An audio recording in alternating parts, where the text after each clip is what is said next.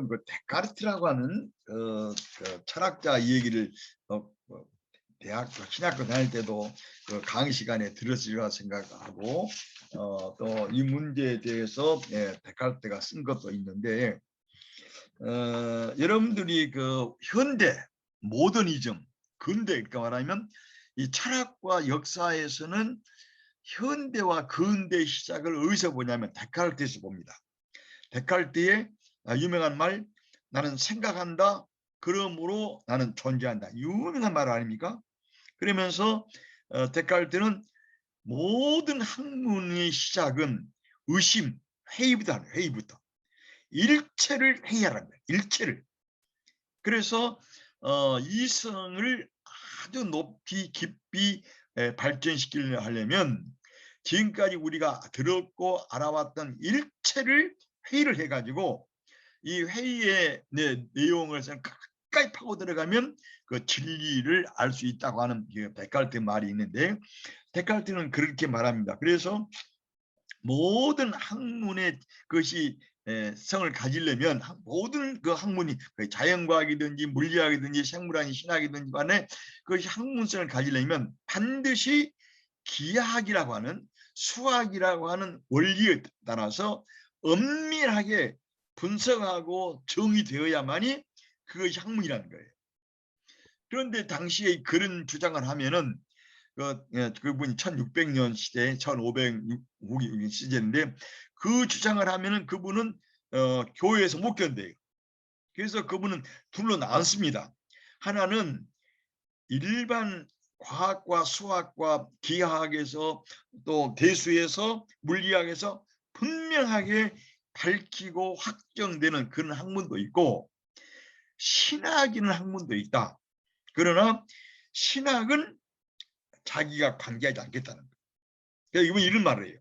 철도가 이렇게 두 개가 있는데 한 철도는 기차 가려면 두 철도 두 개 있지 않습니까? 그런데 한 철도는 기하학과 수학과 물리학과 생물학처럼 아주 정확한 이러한 학문에 의해서 진행되는 기차 철로 하나 있고 신학이라는 철로가 있는데 신학과 일반 과학은 영원히 만날 수 없는 하늘과 땅이 만나지 않는 절대 만날 수 없기 때문에 신학은 자기는 학문의 영역으로 받지 않는다. 이런 주장을 데카르트가 했어요.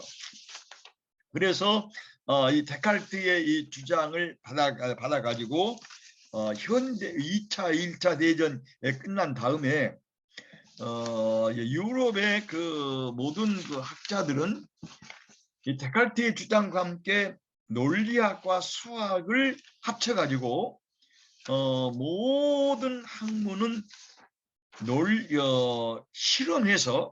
실험해가지고 확정되는 것만이 학문이 될 수 있다. 그러면서 이 주장을 한 사람을 우리가 비트겐슈타인이라고 그래가지고 유명한 그분이 논리 실중주의를 만들었어요. 이분이 오스트리아의 유대인 출신인데 아버지가 사업가는 매우 부유한 사람이에요.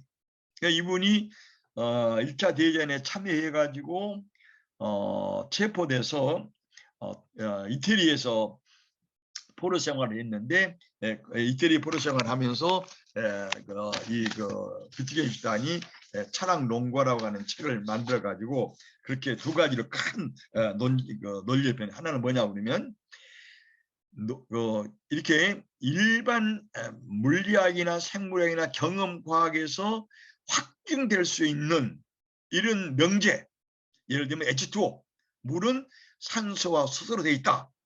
이것을 경험과학으로 확증할 수 있는 이것을 말할 수 있을 때만 모든 학문은 정확하게 말을 하고 두 번째로 이렇게 정확하게 검증해서 실험해서 확증할 수 없는 것에 대해서는 침묵하라는 거예요. 이것은 그 감정의 언어고 정서의 언어고 기분의 언어이기 때문에 학문이 아니란 거예요. 따라서 말할 수 있는 것에 대해서는 아주 확고하게 말을 하되 말할 수 없는 것은 침묵해야 된다. 이것이 비트겐슈타인이 두 가지 큰 논제를 내서 자기가 이 논제 때문에 자기가 가지고 있는 모든 지식을 다 포기해버리고 모든 학문은 실증적인 실천이 필요하다고 그래가지고 이 비트겐슈타인이 그 초등학교 오스트리아 초등학교 선생을 해요. 나중에 선생도 그만두고 수도원에 들어가 수도원은 아니지만 수도원에 가서 수도원의 정원사가 됩니다. 그래서 일생 동안을 자기 재산을 다 사이다 하인을 벌고 마치 자기가 수도사처럼 실천하고 살았는데 이 비트겐슈타인의 논리 실증주의로 받아들여 가지고 혹시 여러분들 러셀이라고 하는 영국의 대철학자를 알지 모르겠는데 영국의 러셀이라는 이분이 철학 개론도 쓰셨고 철학사도 쓰셨고 사랑이란 무엇이냐 굉장히 좋은 책을 많이 쓰셨어요. 이분은 매우 평화주의자로서 영국이 전쟁에 참여한 걸 전부 반대해가지고 이분이 그 옥스퍼드 대학교 교수직도 박탈당했고 감옥도 사고 그랬어요. 그런데 불구하고 이 비트겐슈타인과 함께 모든 학문은 수학으로만 확장할 수 있다. 그렇게 해서 신학과 형이사학, 그 다음에 윤리학, 문학, 시학 이것들 또 무슨 음악이라든지 미술 이것들은 학문이 아니란 거예요. 그런 면에서 이것들은 원리는 듣기 좋고 아름답지만 절대로 이것은 감정에 해당한 것이지 인간의 우리 학문에서는 무의미하다. 넌센스다. 왜냐? 검증이 안 되니까. 검증을 실험을 해서 검증해야만이 그것이 제대로 학문으로서 설 수 있는 건데 검증이 안 되니 이것들은 무의미하다라고 그렇게 이제 표현을 했기 때문에 그 뒤로 이제 어마어마한 논쟁이 많이 생기고 거기에 카르납과 수십 명의 논리학자들이 붙어가지고 신학에 대한 집중 공격을 시작했어요. 그래서 말할 수 없는 것은 뭐냐? 하나님은 존재하신다. 하나님은 모든 인간을 사랑한다. 예수는 그리스도다. 이건 넌센스. 이건 전혀 증명될 수 없는 감정의 언어고 우리 기분 좋게 하는 것이고 이것은 수학적, 경영과학적 용어로서 표현될 수 없기 때문에 이건 절대 무의미하다. 증명될 수 없는 이것들을 학문이라고 지금까지 이렇게 주장하고 내세운 것은 옳지 않다. 그래서 이 비트겐슈타인은 이렇게 말합니다. 그럼에도 불구하고 세상에 신비적인 건 있다. 뭐가 신비적인가? 이 세계가 이렇게 둥글고 존재하고 왜 없지 않고 있는가? 그건 잘 못하겠다. 그다음에 두 번째로 하나님이 존재한다고 그러는데 하나님은 세계 안에서 자기 자신을 증명한 적이 없다. 그러나 신비하게 나만에 있다. 그러므로 우리는 그것을 인정을 그런 말을 하긴 하나 하나님 표현은 있다고 하긴 하나 우리는 절대로 세계 속에서 하나님 자신을 객관적으로 증명할 수 있도록 들어오지 않기 때문에 하나님을 말하는 신학은 학문이 아니다. 이렇게 아주 강렬한 비난을 그 신학의 학문성에 대한 반대를 했습니다. 그래서 아까 말한 것처럼 이분은 실천적인 삶을 통해서 자기 삶을 한다고 그래가지고 형이상학이라든지 신학이라든지 윤리학이라든지 문학이라든지 철학 같은 걸 전부 학문에서 추방시켜 버렸고 이거가 인해서 러셀이라든지 카르납이라든지 수많은 유명한 수학자들이 거기다 동조해가지고 신학의 학문성을 비난 반대하는 이런 일을 수없이 했어요. 나는 이 공부를 스위스 바지 하이니 오트한테 공부하면서 하이니 오트 선생도 이 논리에 대해서 아주 해명하기 어려운 그를 얘기를 하면서 신학의 학문성이 무엇이냐에 대해서 다시금 우리가 논의하고 다시 생각하는 그런 계기를 우리가 받게 됐어요. 그래서 여기에 대해서 먼저 반대하는 사람이 나타나는데 논리를 말하고 있는 칼 포퍼라고 이번 유대인이에요. 이분이 탐구 논리라는 책에서 이런 말을 하고 있어요. 자기가 이 모든 과학의 그 명제를 다 조사해 보았는데 과학의 명제도 모든 게 처음부터 완전히 검증해서 과학이 발전되지 않는다. 처음부터 과학도 모든 과학의 명제도 다 처음에는 가설로 처음에는 실험될 수 없는 것을 시작했다가 점차적으로 가는 것이 과학의 하나 요소가 되어 있고, 또 한편에서는 그 모든 것이 다 검증될 수 있어야만이 학문이라고. 그러면 제가 예를 들었어요. 칼 포퍼라는 사람이 세상에 구리는 다 전기를 통하지 않습니까? 그러면 구리를, 전 세계에 있는 구리가 전부 전기를 통하는지 안 통하는지를 실험해 봐야 구리가 전기를 통한다고 하는 일반 가설이 그것이 증명되는데, 그렇지 않지 않느냐? 세상에 있는 모든 구리를 어떻게 다 실험할 수 있느냐? 따라서 논리 실증주의가 말하고 있는 모든 것이 실험을 해서만 검증해서 진리, 그 사실이냐 아니냐는 것을 확인하는 것은 이미 그건 틀린 말이다. 여기에서 그 전부 검증을 할 수 없는 그런 세계도 있다고 하는 것을 칼 포퍼가 말을 하고서 그들 가운데서 그 많은 그 논쟁을 벌이면서 그렇게 그 학문의 논쟁을 시작을 했어요. 아까 말한 것처럼 비트겐슈타인이 초기에는 엄격한 수학자로서 과학적인 말을 했는데, 이분이 영국에서 러셀과 만나면서 바닷가를 걸리면서 신비 체험을 한 거예요. 그분이 그 책에 나와요.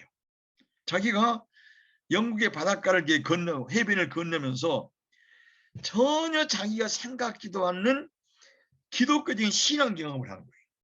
하나님을 만나는 경험을 한 거예요.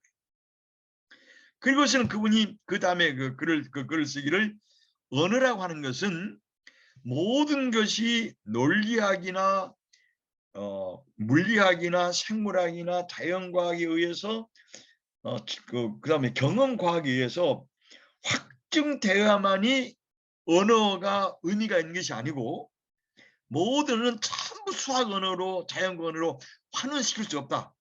언어는 삶의 여러 가지의 관계들, 그 네트워크, 그물망 따라서 언어와 문장의 내용은 매우 다르기 때문에 언어를 논리 실증자들처럼 자기가 처음 말한 것처럼 말할 수 있는 것만 말하고 말할 수 없는 신비에 대해서는 침묵하는 말은 옳지 않다.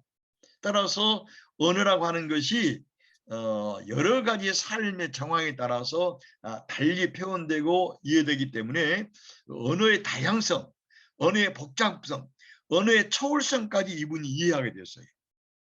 아까 말한 것처럼 초기에는 데카르트식으로 물리학이나 기하학에서 증명된 것만이 그 언어와 그 명제는 옳다, 그렇게 말을 했는데, 그렇기 때문에 신학이라든지 생이상학, 선은 진선미는 좋다 나쁘다는지 진선미를 어떻게 증명할 수 있어요? 진선미를 선은 좋다 어떻게 증명돼요? 증명 안 되는 거예요.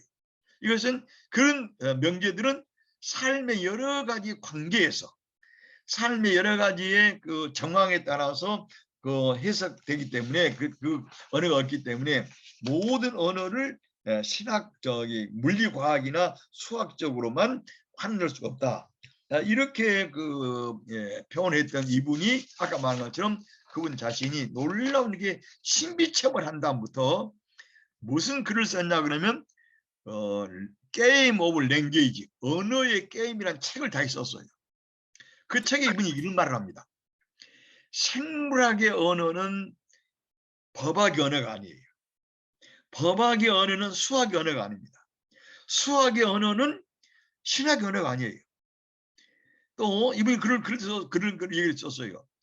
물리학의 언어는 남녀 여자의 사랑을 표현하고 말하면 시 언어가 아니고 문학의 언어가 아니에요.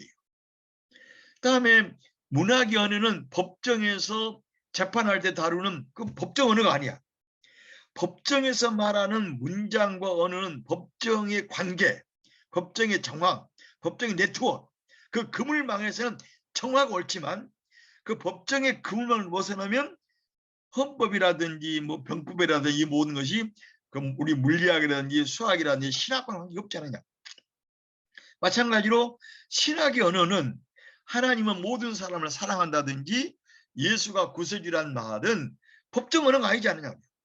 그러므로 그 법정 언어가 아님에도 불구하고 법학의 언어는 법학하는데 그 과정에서 그 관계에서 매우 필요하고, 철학의 형이상 언어는 형이상 언어대로 그날 필요하고, 신학은 신학 언어로 필요하기 때문에 언어의 매우 다양성, 문장의 매우 다양성과 초월성을 비트겐슈타인이 인정을 했어요. 그래서 뭐라고 이분이 얘기했냐고 그러면, 그분이 신비침한다면 이런 말을 해요. 천당과 지옥이 없다고 생각하고 믿고 사는 그 상대 방식하고, 천국과 지옥이 분명히 있고 인생의 마지막에 하나님의 심판과 벌이 있다는 사람과 그 삶과, 하나님의 심판과 벌을 전혀 인정하지 않는 사람과는 하늘과 땅이 되게 다르지 않느냐. 따라서 자기가 초창기에 그 언어의 그 다양성을 인정하지 않고 언어의 초월성을 인정하지 않는 그 논리를 이분이 스스로 이렇게 수정을 하면서 철학과 경제학과 성서 해석이라든지 혹은 시학이라든지 문학이라든지 이 언어 문제에 아주 그 다양성을 표현해 가지고 신학도 학문이라고 하는 것을 그분이 인정하는 그런 계기가 있어요. 자, 다시 초기로 돌아갑니다. 이분이 초기에 이런 말을 했어요. 모든 언어는 아까 말한 것처럼 경험과학으로 인해서 물리학이나 수학이나 그 확증, 검증할 수 있어야 되는데, 예를 들면 이 문장이 올려오려면 저기 비가 온다. 그럼 비가 온다 문장 아닙니까? 비가 온다. 또 눈이 내린다. 꽃잎이 떨어진다. 아이들이 논다. 그럼 이거 문장인데, 이 문장이 경험과학적으로 확증하려면 창문을 열어가지고 꽃잎이 떨어지는지 비가 오는지 아이들 노는지 확증해야 돼. 그래서 비가 오지 않은데 불구하고 비가 온다 그러면 그 문장은 틀린 것이죠. 그건 넌센스야. 꽃잎이 안 떨어지는 불구하고 꽃잎이 떨어졌다고 시인이 뭐 낭만적으로 말하는 건 그건 말 틀려. 그래서 그걸 아주 강력히 주장했던 이분이 모든 세계 언어는 그런 과학적으로 경험적으로 확인할 수 있는 것만 의미가 있고, 확인할 수 없는 것은 무의미하다는 것은 언어의 게임, 삶의 여러 가지 다양성, 복잡성을 볼 때 매우 다르다. 그러므로 아까 말한 것처럼 법학의 언어는 신학의 언어가 아니에요. 신학의 언어는 법학의 언어가 아니야.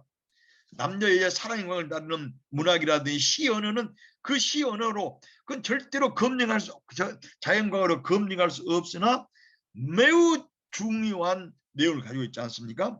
이번 이런 말을 해요. 교회 설교 정말 이거 무의미한 거예요. 초창기면 하나님이 현재 세상에서 증명할 수 없고 알 수도 없는 하나님 예수 그리스도 이를 말하고 있는 뭐 구원 이런 모든 것들은 이 비트겐슈타인이나 러셀이나 그 러셀은 그까지 무신으로 남아 있는데 절대로 이것은 학문이 아니야. 이건 말도 안 돼. 단지 정서상, 기분상 사람들이 기분을 좋게 하기 위해서 맞추는 말로서는 의미가 있지만 학문에서는 전혀 무의미하다고 하는 것을 이렇게 아주 소리 높여 강조했던 이 사람이 아까 말한 것처럼 그 언어의 다양성, 언어의 그 아주 복잡성을 다시 이 얘기를 하면서 이분이 그 언어의 그 게임이라고 하는 이 말을 시작해가지고 언어의 형태들과 언어를 쓰는 삶의 방식, 삶의 정황 이것들이 너무 서로 다르기 때문에 이 상황과 저 상황이 똑같다라고 그렇게 표현한 것은 인간의 삶의 다양성과 인간의 삶의 의미와 형법과 시야, 문학과 철학과 이 모든 다른 점을 인간의 삶을 완전히 황폐화시키는 이런 문제를 내세웠기 때문에 신학의 새로운 그 문제를 이분이 인정도 하고 또 나아가는 인정하는 그런 편으로 우리가 이 후기 비트겐슈타인에서 우리가 이렇게 찾아볼 수 있습니다. 그래서요, 그 초기에 그 사람이 말을 할 때는 그의 삶의 의미와 그 삶의 목적이 어떤 그 삶의 네트워크에서 어떤 삶의 그물망에서 그 말을 하고 그 말이 그 삶의 어떤 것을 반영하느냐. 그 삶의 형태. 예를 들면은 목사의 언어는 교회의 삶을 반영하지 않습니까? 또 성서의 말을 반영해요. 헌법학자는 헌법학설을 반영하는 거예요. 우리가 공등 언어가 있지만 전문 용어로 갈 때는 전부 자기의 삶과 학문을 반영하는 거예요. 그렇기 때문에 헌법학자의 말이 수학자의 말과 틀리다고 말할 수 없는 거예요. 수학자의 학문 용어가 신학과 다르다고 해서 우리가 수학을 거부할 수 없지 않겠습니까? 마찬가지로 그 언어가 사용되는 삶의 정황, 삶의 네트워크, 그물망에 따라서 너무 다르기 때문에 객관적 실험에서 확인되어야만 그 진실과 거짓이 의미가 있다고 하는 초창기에 이 말은 틀리다고 하는 것을 비트겐슈타인뿐 아니라 많은 이제 후기에 여러 신학자들과 다른 분들과 이제 톤정이가 아까 말한 사람들이 이제 논의를 해가지고 폴리카프 같은 사람들이 논의를 해서 비트겐슈타인의 변화와 하나 그 신비 체험을 통해서 삶의 언어의 다양성을 표현한 것으로 그렇게 우리 그 비트겐슈타인가 이해하거든요. 그래서 여러분 도서관에 가면 비트겐슈타인은 책이 많습니다. 왜냐하면 이 비트겐슈타인이 워낙 큰 역할을 했기 때문에 논리 실증주의자들과 영국과 독일의 그 논리학자들이 전부 비트겐슈타인을 따라가지고 큰 그 사상을 표현했기 때문에 비트겐슈타인의 책이 너무 많아요. 그래서 혹시 여러분들이 그 비트겐슈타인 한번 여러분 혹시 읽어보면은 내가 말한 내용을 좀 이해할 수 있는 그런 그 마음과 이성이 좀 열리라고 생각합니다. 그다음에 그 모든 것을 객관적으로 실험할 수 있어 확인될 수 있는 그런 언어가 있을 뿐만 아니라 여러분이 신학과 신앙과 설교의 언어는 생의 궁극적 의미와 목적과 헌신을 나타내는 거예요. 그래서 이렇게 구분할 수 있어요. 물질, 물건, 수학, 물리, 생물학을 나타내는 그 언어는 물건을 다루는 언어예요. 그러나 형이상학이라든지 윤리학이라든지 문학이라든지 시라든지 이런 그 설교의 언어들은 인격적인 언어를 다루는 거예요.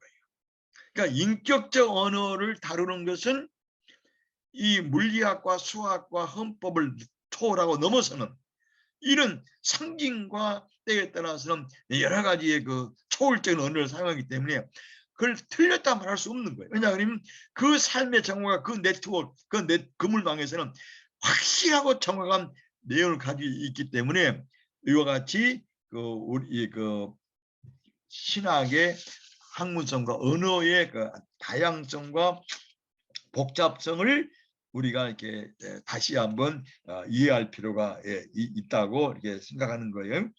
그래서 그 아까 말한 것처럼 말할 수 없는 것에 대해서는 침묵해 버리고 때에서는 그 이 기독교 신앙 언어 학문은 감정적으로 좋은 언어지만 넌센스하다, 무의미하다 학문적으로 그 말에 대해서 이 맥콜이라고 하는 영국의 유명한 신학자가 그런 말을 해서요. 여러분 우리 사도 바울이 그 고린도전서 1장에 그 쓰고 있지 않습니까? 예수 십자가의 도가 헬라인에게는 철학을 강조하고 있고 인간의 이성을 강조하고 있는 헬라인들은 걸림돌이고 거침돌 그리고 유대인들에게는 화가 나는 거림길입니다. 헬라인들에게는 어리석게 보입니다. 유대인들은 화가 나는 거예요. 왜냐하면 유대인들에게 메시아가 십자가에 죽은다고는 상상할 수 없는 거예요. 유대인들의 메시아는 여러분 후기 유대인들의 경전에 보면은 메시아가 오면은 유대인들에게는 예루살렘을 중심으로 해가지고 세계의 모든 정치, 경제, 사회 문화가 새롭게 평정이 됩니다. 이스라엘을 중심으로 세계를 운영하는 새 세계가 생기는 거예요. 막강한 하나님의 힘을 가지고 있는 메시아가 우리 기독교식으로 십자가에 달려 죽었다고 하는 것은 유대인들의 메시관에서는 절대로 용납할 수 없는 거예요. 그러면 유대인들의 메시아관이 오르냐, 우리 기독교 메시아가 오르냐, 이것은 미래에 결정될 거예요. 미래에 어디에 유대인들에 의하면 인간이 전체적으로 다 모든 죽은 인간이 다시 죽어서 살아나서 하나님의 최후 심판을 믿는다고 유대인은 믿고 있습니다. 그 언제 그러냐? 메시아가 도래할 때예요. 그래서 아직도 유대인들은 전 세계가 평화스럽게 유대를 예루살렘을 중심으로 해서 재편성되면서 모든 죽은 자가 살아나가지고 새 하늘과 새 땅이 창조되는 그 메시아가 올 때를 기다리는 거예요. 그런데 기독교는 이 메시아가 역사의 마지막 인류의 마지막에 일어날 일이 이미 예수에게서 실현된 거예요. 그렇기 때문에 우리는 실현된 예수는 메시아다. 하나님의 구원의 역사를 역사의 마지막에 죽은 자를 일으켜서 그가 행한 대로 심판받을 그 일을 이미 예수님을 통해서 하나님이 심판시켰다. 그러므로 예수님은 전 인류를 대표해서 부활하셨고 부활의 첫 열매고 따라서 우리의 메시아가 된다고 하는 것이 기독교 문제인데, 이것은 유대인들이 보는 메시아 망하고 메시아의 관점하고 기독교의 메시아는 다르기 때문에 우리가 볼 때는 유대가 틀렸고 유대가 보는 기독교가 틀린 거예요. 그런데 아까 말한 언어의 게임, 언어의 그물망에 봐서는 유대인들은 유대인들의 그물망에 봐야 될 것이고 우리 기독교는 신약이라고 하는 성서의 그물망에 볼 때 우리가 옳은 거예요. 그럼 누가 이 판결을 하느냐? 마지막 최후 심판에 하나님 할 텐데 하나님께서 예수가 옳다고 하는 것을 확인시켜줬기 때문에 우리는 예수 그리스도를 메시아로 믿고 구세주로 믿고 따라가는 것이고, 유대인들은 그건 아니라고, 유대인은 이렇게 말합니다. 신약이 무슨 말했든지 예수가 십자가에 죽은 것만 확실한데 십자가 이후에 부활했다면 절대로 안 믿는다. 믿지 않는다는 거예요. 왜냐, 그와 우리와는 언어의 그물망이 전혀 다른 거예요. 이런 면에서 아까 말한 비트겐슈타인의 말도 그 언어가 쓰인, 종교적 언어가 쓰인 상황과 그물망에 따라서 너무 차이가 있기 때문에 일관적으로 그것을 수학과 물리학으로 다 통일돼서 하는 식으로 없다고 하는 것을 우리가 여기서 다시 한번 볼 필요가 있습니다. 그래서 언어의 기능 분석이 아까 말한 것처럼 삶의 여러 가지의 정황과 형편에 따라서 인격적 언어, 책임적 언어, 인간의 삶의 의미와 인간의 목적에 대해서 또 죽음의 문제에 대해서 이렇게 쓰는 언어는 생물학 언어가 아니에요. 인간의 죽음 문제를 물리학에서 죽음은 끝나버리지 물리학에서 죽음 이후의 문제를 어떻게 다룹니까? 이것은 인간의 언어라고 하는 거, 인간의 언어, 인간의 삶, 인간의 철학, 인간의 학문은 다 한계가, 자기 나름 한계가 있는 건데, 자기들 한계가 있는 것을 모든 종교와 모든 철학과 모든 신학이 전부 자기가 받아들여 가지고 내가 옳다. 이것은 현재 학문 논리에 전혀 맞지 않다고 하는 것을 이미 논리학자들이 다 인정하고 있는데 우리 한국은 아직도 이걸 잘 인정하지 않으려고 하는 거예요. 그리고 이런 논쟁을 하는 신학회도 없습니다. 이게 이건 유럽에서 미국에 깊이 공부하지 않고는 모르는 내용인데 아까 말한 것 여러분들이 처음 들어보지 않았을까 생각이 듭니다. 그래서 언어의 형태들과 언어에 사용하는 방식, 언어의 게임들은, 언어의 쓰는 여러 그물망들은 너무 다르고 상이하기 때문에 이것을 그 상황과 언어가 사용되는 그 그물망, 그 사용되는 방식, 관계, 이것들을 하나에서만, 물리학에서만, 경영과학에서만 옳다고 말하는 것은 있을 수 없다 하는 것을 이미 비트겐슈타인 같은 그 유명한 수학자, 철학자도 인정했는데 이 점을 우리가 다시 한번 이해할 필요가 있다고 생각합니다. 그래서 아까 말한 맥콜이라고 하는 그 신학자가 비트겐슈타인을 연구한 다음에 한 말이 있어요. 유대인들에게는 그리스에게는 미련한 것이 되고 유대인들은 거침돌이 됐다고 하는 것을 초기에 논리학자들은 이것은 넌센스한 걸로 됐다.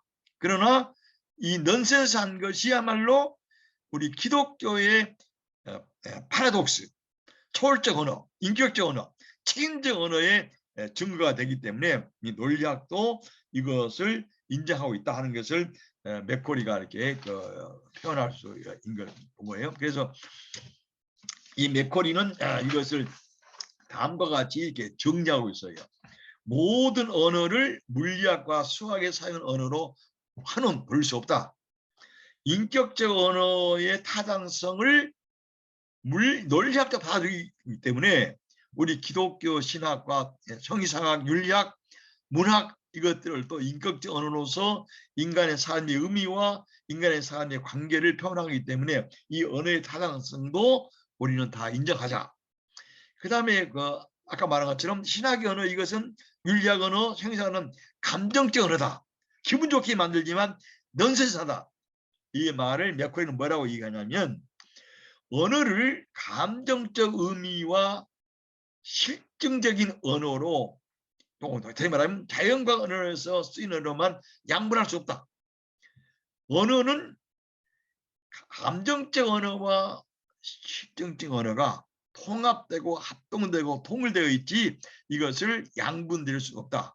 그러나 분리할 수는 있으나 언어의 감정적 언어, 책임적 언어, 인격적 언어는 무의미하다든지 물리학과 수학 언어와 다양과학 경험 언어만 옳다고 하면 옳지 않다. 왜냐 그러면 언어는 다양성과 복잡성과 초월성을 가지고 있기 때문에 때에 따라서는 인격적 언어 이것은 상징적 언어로 표현할 수도 많다.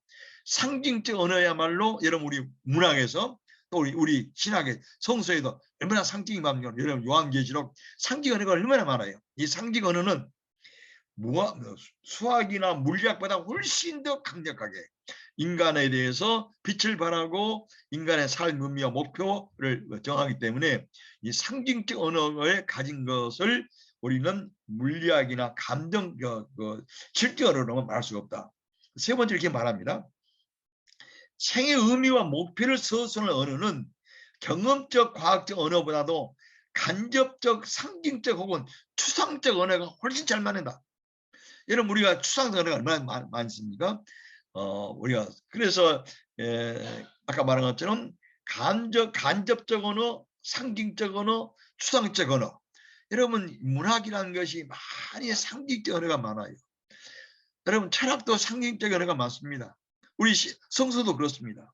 그래서 생의 의미와 목표를 서술하는 언어는 경험적 과학적 언어보다는 간접적으로 상징적으로 혹은 추상적으로 이 언어를 쓰는 것이 훨씬 더 그 의미를 드러내기 때문에 베트기 유도 안에 초기에 많은 우리가 받아낼 수가 없다. 그 다음에 네 번째로 이렇게 말합니다. 언어는 아까 내가 여러분 말한 언어는 거의 사용되는 구체적 상황과 개인이 관계되는 실존적 연관에서 사용돼야 되기 때문에 모든 언어를 수학과 물리학 언어로서 환원시킨 것은 인간의 삶을 황폐화시킨다. 그런 면에서 종교에서 사용되고 혹은 형이사학에서 사용되고 시학이라는 문화에 사용되는 모든 진실의 의미는 생의 다양한 그물망을 가지고 있기 때문에 그 그물망의 언어에 대해서 우리는 서로 서로 존중하고 삶의 원리를 받아들이자. 이것이 맥코리 교수가 그 언어 논리학 또 실증주의 철학을 말하면서 기독교 신학에 대한 새로운 표현을 해보려고 하는 거예요. 그래서 기독교적 삶의 방식은 기독교적 삶의 이해를 표현하게 되고 그것을 믿고 고백하는 삶의 방식에서는 매우 정확하고 옳은 것이지 기독교적 삶의 방식과 여러분 우리가 은혜란 말을 쓸 때 그걸 어떻게 물리학 언어입니까? 은혜란 말이? 은혜란 말이 어떻게 무슨 수학의 언어예요.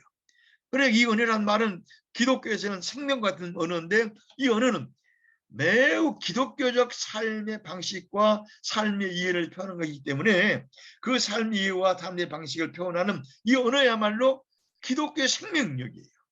이것은 어떤 말로 하면 문학으로 하면 추상적 말도 될 수 있고 상징적 말도 될 수 있는데 이 말의 표현이 물리학을 표현해버리면 기독교는 죽는 거예요. 그래서 삶의 다양성과 언어의 높음을 우리가 이렇게 표현할 수 있는 이런 문제를 우리가 볼 수 있습니다. 자, 예를 한번 들어볼게요.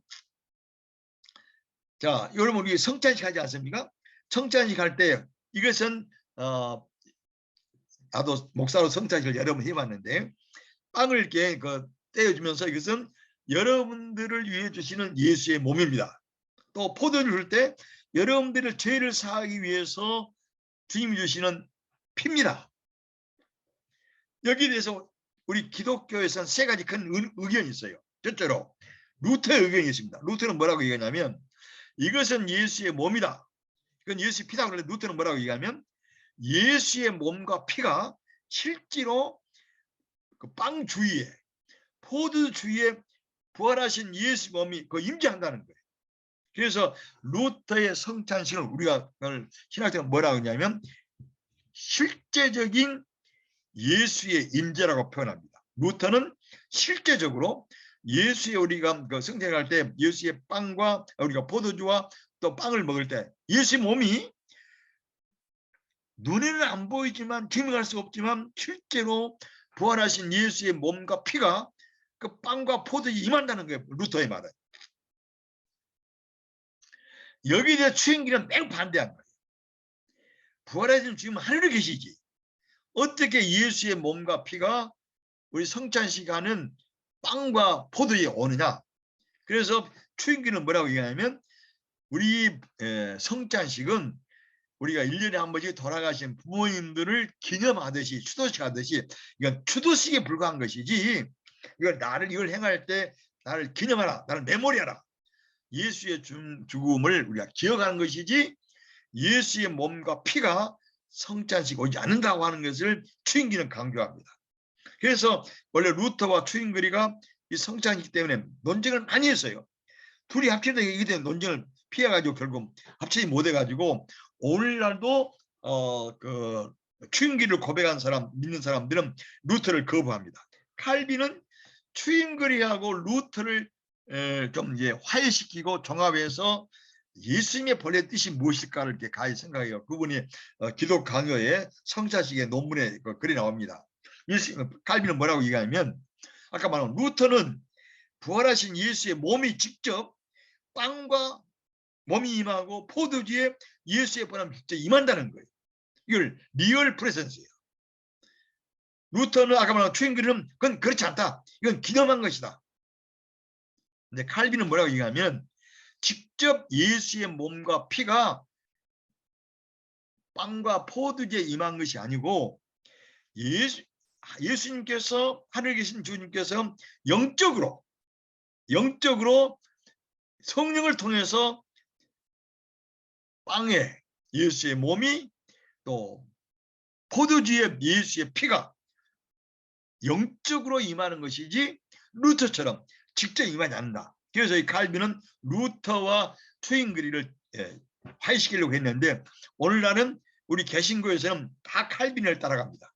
그러나 독일 루터에서는 루터를 따라가요.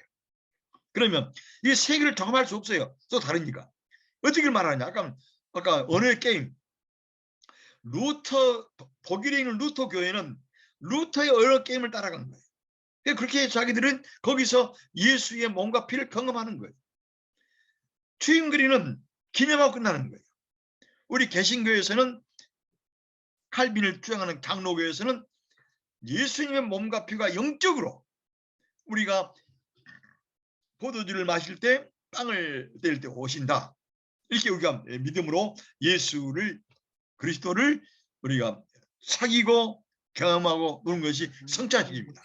그러면 이걸 논리학으로 따라가 보면은 아무리 경험과학자들이 빵을 분석해도 거기에 예수의 몸이 보이지 않는 거예요. 아무리 경험과학자들이 연구해서 포도주를 조사하고 분석해도 예수의 몸이 보이지 않아요. 그러면 논리학자 이것은 넌센스하다, 무의미하다 그렇게 말할 수 없다는 거예요. 아까 말한 것처럼 이 언어는 기독교적인 신앙의 언어로서 특이한 초월적인 경험을 담고 있는 그 언어의 언어의 사용 안에서 매우 가치 있고 의미 있는 것이기 때문에 그것을 경험과학이나 물리학의 언어로서 표현할 수 없다 하는 것을 우리는 신학으로서 말할 수 있고, 이것도 논리학에서 다시 인정하고 있다는 것을 표현한 거예요. 다음 또 하나 예를 들어볼게요.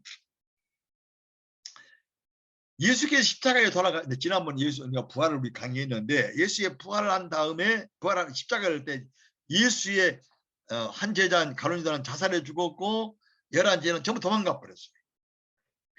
그리고 지났는데 부활한 예수님께서 나타나서 가룟유다에게 보여주시고 베드로와에 보여주시고 500명의 신사에게 보여주시고 사도 바울이 말하는 나중에는 만삭되지 못한 내게 나타났다.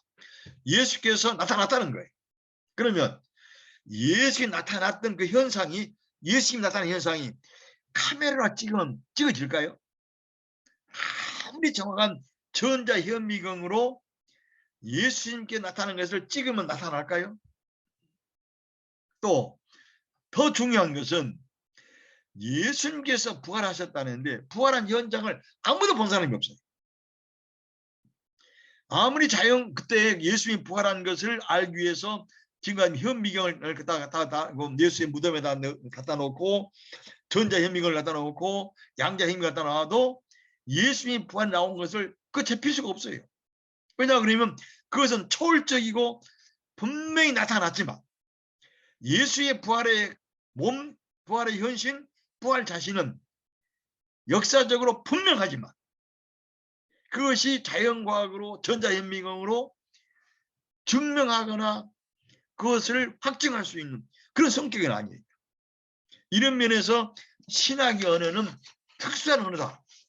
성서의 언어는 인격적 언어다. 이렇게 말할 수 있는 거거든요.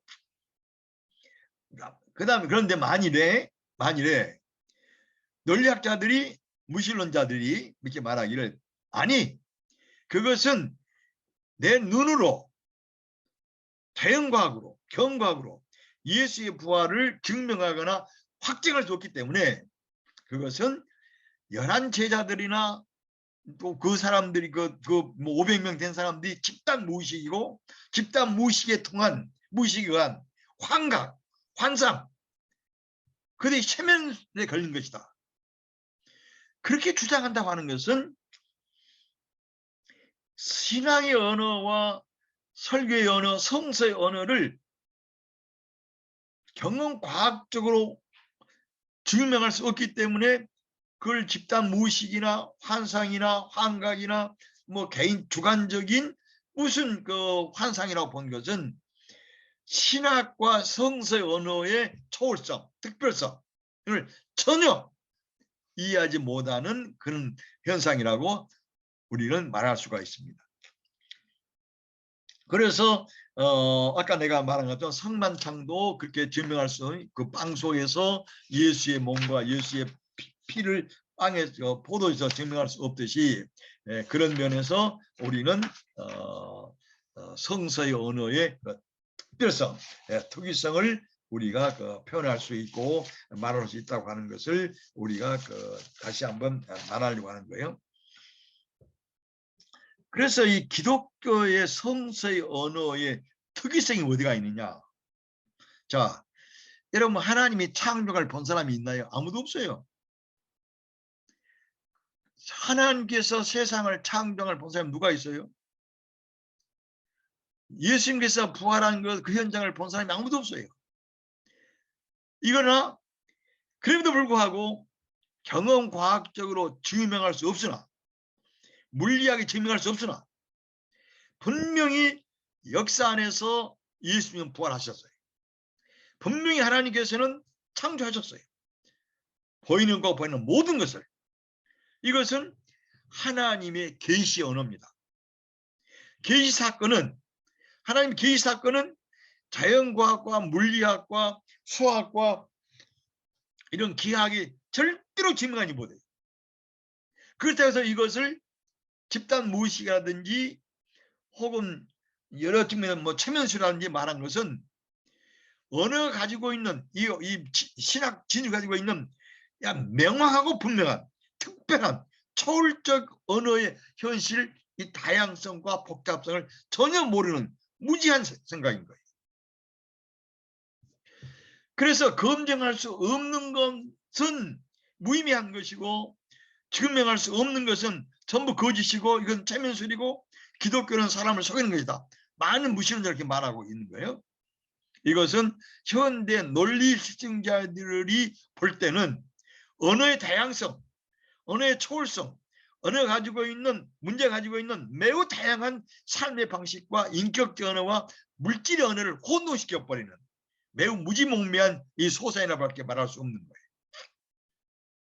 그래서 우리가 아까 말한 것처럼 진실한 신자들은 성만찬에서 부활한 예수 그리스도의 몸과 예수 그리스도의 피를 먹고 마시는 거예요. 이것은 초월의 언어요, 특별한 언어예요. 아까 말한 것처럼 이 초월의 언어란 말, 특별한 언어란 말은 절대로 초기에 논리가 철칙자리 말한 것처럼 거의 무의미하거나 증명할 수 없단 말이 아니에요. 그들이 증명할 수 없으나 경험과학적으로 사실인가 아닌가를 확증할 못해요. 그럼에도 불구하고 그것이 역사 안에서 분명히 나타났다. 이것이 성서가 가지고 있는 계시 언어입니다. 계시 언어의 특징은 하나님께서 스스로 말씀하시는 거예요. 그래서 하나님은 역사 안에서 말씀하시고 하나님 역사 안에서 행동하시는 분이에요. 그래서 우리는 말하자면 말씀하시는 하나님, 행동하신 하나님. 하나님은 지금도 성서의 말씀을 통해서 말씀하시고 지금도 목사님들의 설교를 통해서 말씀하시고 지금도 성령을 통해서 우리가 성서를 읽을 때 하나님의 말씀을 듣고 있지 않습니까? 이런 을 말해서 성서가 신앙의 언어, 신앙의 특별성, 초월성을 말하는 거예요. 아까 다시 말해요. 여기 특별성과 초월성이라는 말은 경험 과학적으로 증명할 수 없으나 분명히 역사 안에서 일어났다. 또 역사는 행동했다. 이 하나님의 계시의 사건을 표현하는 언어다. 그런 면에서 이것을 특별한 언어다. 이것을 초월적 언어다. 그렇게 표현한 거예요.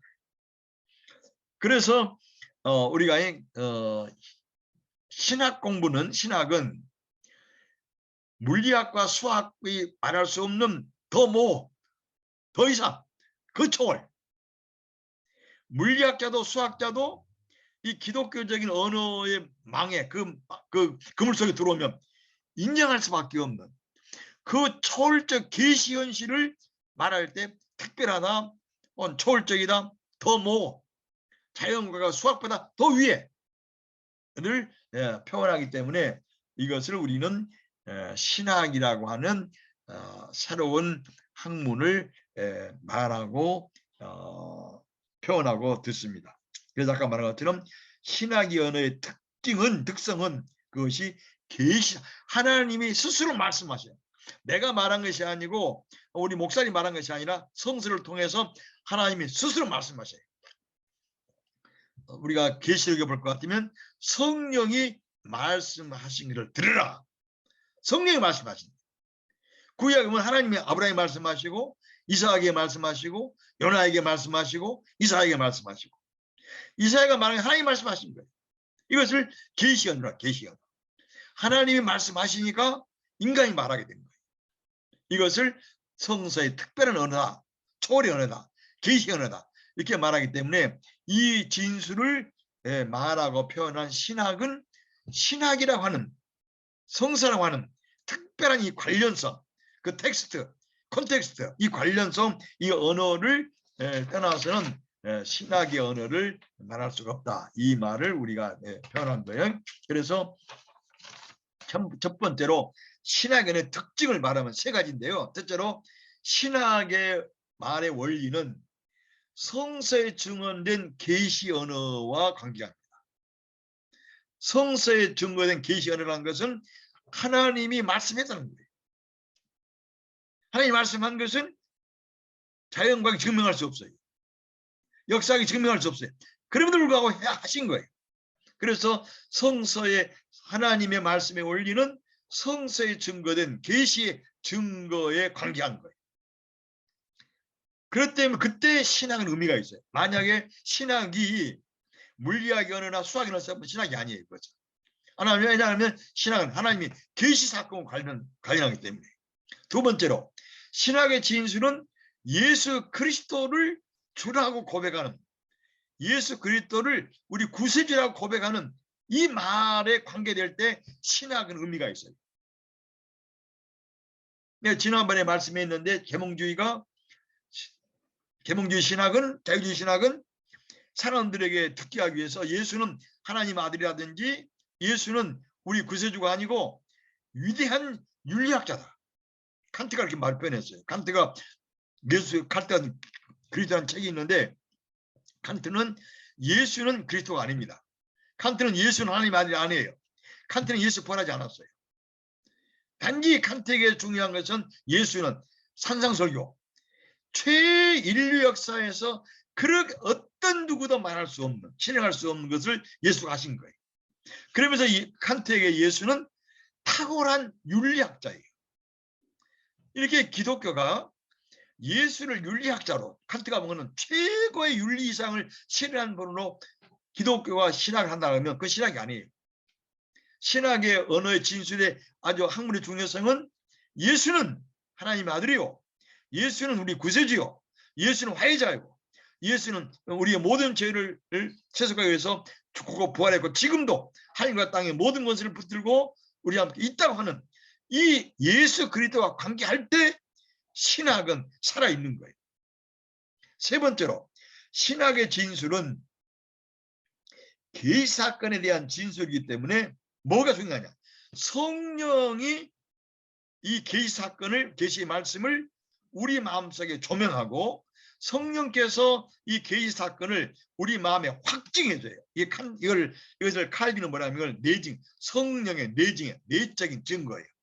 성령께서 성서에 나타나는 계시의 말씀을 읽을 때, 목사님 설교할 때, 우리가 기도할 때 이 말씀을 오영선 목사의 마음에, 우리 유현 선생 마음에, 아니 현숙기 선생의 마음에 확증해 주셔서 진리다, 참이다, 여기 내 생명을 걸어야 되겠다, 이렇게 확증해 줄 때 그것은 성령의 역사라는 거예요. 그러므로 계시 언어는, 우리 신학의 언어는 이와 같이 성령의 역사와 성령의 내증에 관계될 때 그것이 신학의 언어지, 신학의 학문이지, 이 성령을 아까 지난번에 내가 말씀했습니다만 계몽주의 신학, 자유주의 신학에서는 성령의 인격과 신격을 거부한 거예요. 만약 성령을 말하면 계몽주의 신학자들은 아까 칸트를 비롯해서 계몽이 위대한 사람 무시해 버리니까, 이 성령은 인간의 최고의 고상한 정신이다, 인간의 최고의 고상한 정신이다, 혹은 이념이다, 그렇게 말해보면 사람, 그 당시에 계몽주의 철학자들은 그 말을 좋아하긴 하겠지만 그것은 신학은 아니에요. 다시 요약하면 신학의 논리, 신학의 학문성은 논리학이나 철학이나 수학이 인정하기 때문에 학문이 있는 것이 아니라 신학의 학문성은 분명한 하나님이란, 예수란, 성령이란 학문의 대상이 분명합니다. 이 대상은 자연과학이나 일반 학문에 절대 증명할 수 없어요. 그럼에도 불구하고 역사 안에서 인간의 삶에서 역사하고 살아계시는 거예요. 말씀하시는 거예요.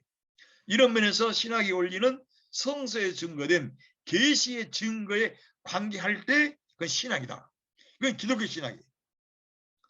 두 번째 아까 말한 것처럼 신학의 진술은 예수 그리스도에 관계할 때, 예수 그리스도는 내 생명의 주님이시다, 예수 그리스도는 구세주다, 이것을 확증하고 증명하고 확인하려고 할 때 이것은 기독교의 학문성을 가지고 있다. 그 다음에 세 번째로 기독교의 언어, 신학의 언어 진술은 그 가치가 있는 것은 어떻게 가치가 있냐? 증명은 불가능하나 하나님의 영 성령께서 하나님으로서 성서의 계시 말씀을 나의 이성과 영혼과 마음속에 진리라고, 생명이라고, 능력이라고 확증 내정시켜 준 사건이에요. 신학이 이와 같이 성령의 역사와 성령의 조명과 성령의 내정에 관계할 때 그것은 신학입니다. 그게 학문이에요.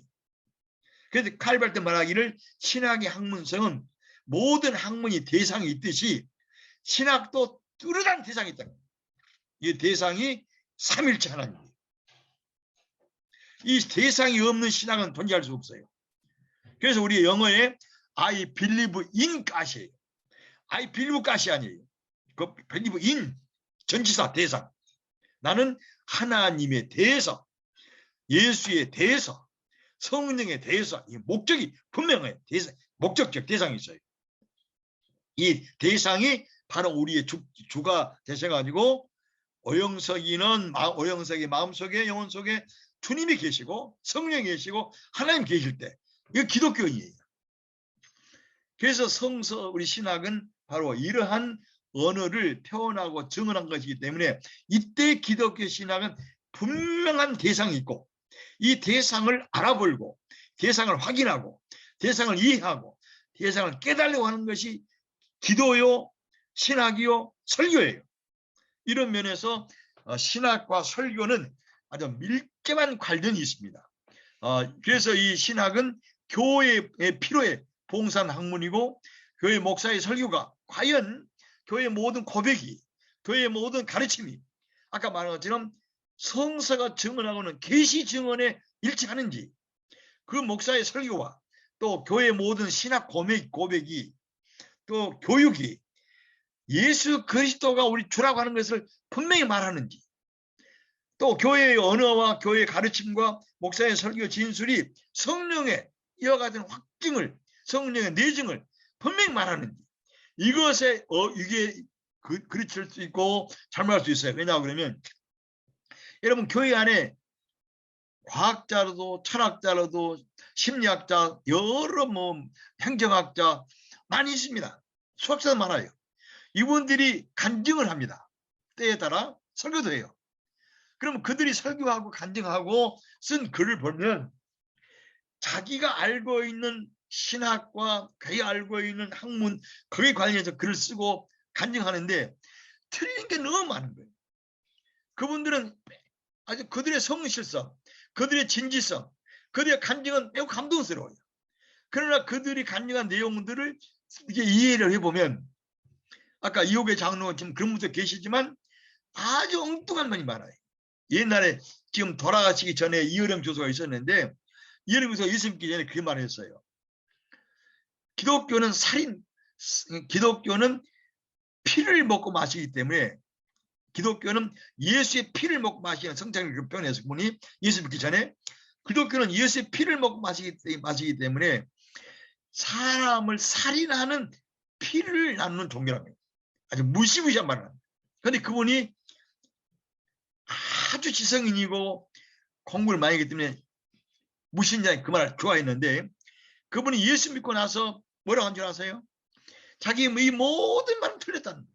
그리고서는 이 기독교 언어의 특이성은 아까 내가 몇 번 말했습니다만 이 기독교에 없는 이 계시 언어, 하나님 관계된 계시 언어, 예수 그리스도의 말씀, 성령 이 삼일체 하나님과의 밀접한 관련해서 신학과 설교와 교육이 되어야 기독교가 된다는 걸 그분도 인정하고 시장 끝났거든요. 예, 이런 면에서 우리가 일반 학자들을 심리학자든지 철학자든지 자연과학자든지 물리학자든지 생물학자든지 그를 신앙과 존중을 이해하더라도 다 진지성, 성실을 알더라도 그분의 언어와 그분의 사고가 아까 말한 기독교 언어가 아닐 수가 있어요. 신학은 바로 이것을 바로 잡아서 이것으로 하여금 그들로 하여금 바른 신앙 고백을 하고 바르게 성서의 세계를 통일적으로 일관적으로 알리는데 신학의 학문성이 있다. 이 말을 지난 시간과 이 시간에 다시 한번 강조를 하고 아까 내가 말한 것처럼 그 신학의 학문성에 대한 비판과 반대 그 다음에 신학의 학문의 표준 특성이 뭐냐 하는 것을 이 시간에 여러분께 말씀을 전했습니다.